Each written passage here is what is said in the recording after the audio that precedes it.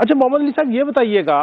کہ اپنی ایک سیاسی جماعت، میں کھل کے بات کرتا ہوں تحریک انصاف کے حوالے سے، سنی اتحاد کونسل، اب نہ جانے سنی اتحاد کونسل کا یا تحریک انصاف کا ہے، لیکن معاملہ یہ ہے کہ اپنی جماعت کے لیے، اپنی ذات کے لیے لابنگ فرم کو ہائر کرنا،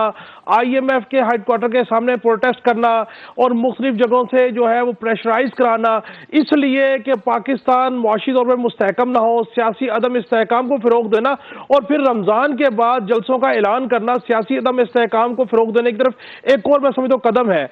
اس پہ کیا کہیے گا سر؟ اس کے باوجود ان کی توقع ہے کہ ادارے ان سے مفاہمت کریں، ان کو راستہ دیں۔ میں سمجھتا ہوں کہ انہوں نے پاکستان کو اندرونی اور بیرونی سطح پہ نقصان پہنچانے کی جتنی منظم اور مسلسل کوششیں کی ہیں، اس کا سب سے بڑا اعتراف اور خراج تحسین جو ہے ان کو بھارتی سابق اور ریٹائرڈ فوجی افسران نے پیش کیا ہے کہ یہ جو پاکستان فوج اور ریاست کے خلاف جو انہوں نے فیک نیریٹو اور نفرت پیدا کرنے کی کوشش کی ہے، یہ تو بھارت اور ان کی افواج اور انٹیلیجنس ایجنسیز بھی نہیں کر سکتی تھی۔ تو یہ اس بات کا ثبوت ہے کہ وہ کس کے ایجنڈے اور مفادات کو آگے بڑھا رہے ہیں۔ اور دوسری بات یہ کہ میں توقع کرتا ہوں کہ اس حوالے سے جو مفاہمت کی غلط فہمی ہے وہ بالکل دور ہونی چاہیے، اور میں سمجھتا ہوں قانونی اور سیاسی معاملات کو بالکل کنفیوز نہیں کرنا چاہیے، اور سب سے بڑی ذمہ داری ہماری عدلیہ پہ عائد ہوتی ہے کہ وہ یہ ثابت کرے ایک بھرپور غیر جذباتی اور ٹرانسپیرنٹ اور بروقت انداز میں فیصلے دے کے کہ وہ نہ تو کسی دباؤ میں آئیں گے، نہ کسی سیاسی فیک نیریٹو کے زیر اثر آئیں گے، بلکہ اپنی کریڈیبلٹی اور ساکھ بحال کرنے کے لیے ان پہ ضروری ہے کہ وہ ملکی سلامتی اور قومی مفادات پہ نقصان پہنچانے والے لوگوں کے شواہد اور ثبوتوں کی بیسس پہ ان کو وہ قرار واقعی سزا دیں جس کی بیسس پہ ہماری قوم اور ملک بھی اس کی توقع کرتی ہے، ہماری شہداء اور ان کی فیملیز بھی جو ان سے توقع کرتی ہے، اور عالمی برادری بھی جو ایک ذمہ دار ایٹمی طاقت سے جس کی توقع رکھتی ہے۔ محمد علی صاحب، میں گزارش یہ کر رہا ہوں کہ اگر 9 مئی کے منصوبہ سازوں کو، سہولت کاروں کو سزائیں نہیں دی جاتی،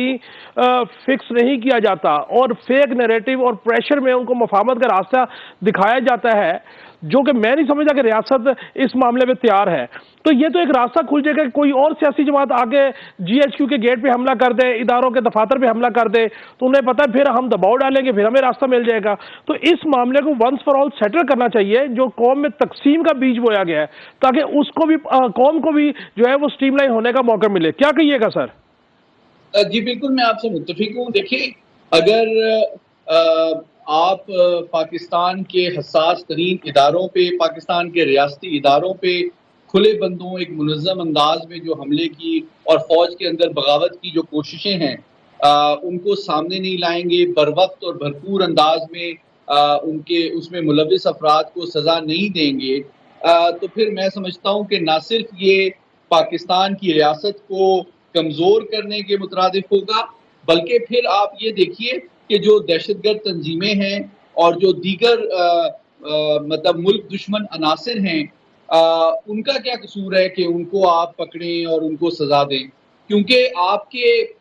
ریاست کے اوپر حملہ کرنے کے انداز میں فرق ہو سکتا ہے، آپ نے کپڑے اور اپنے لباس اور آپ کے وضاقتہ میں اور بیانیے میں فرق ہو سکتا ہے، لیکن حرکت تو وہی ہے کہ آپ اگر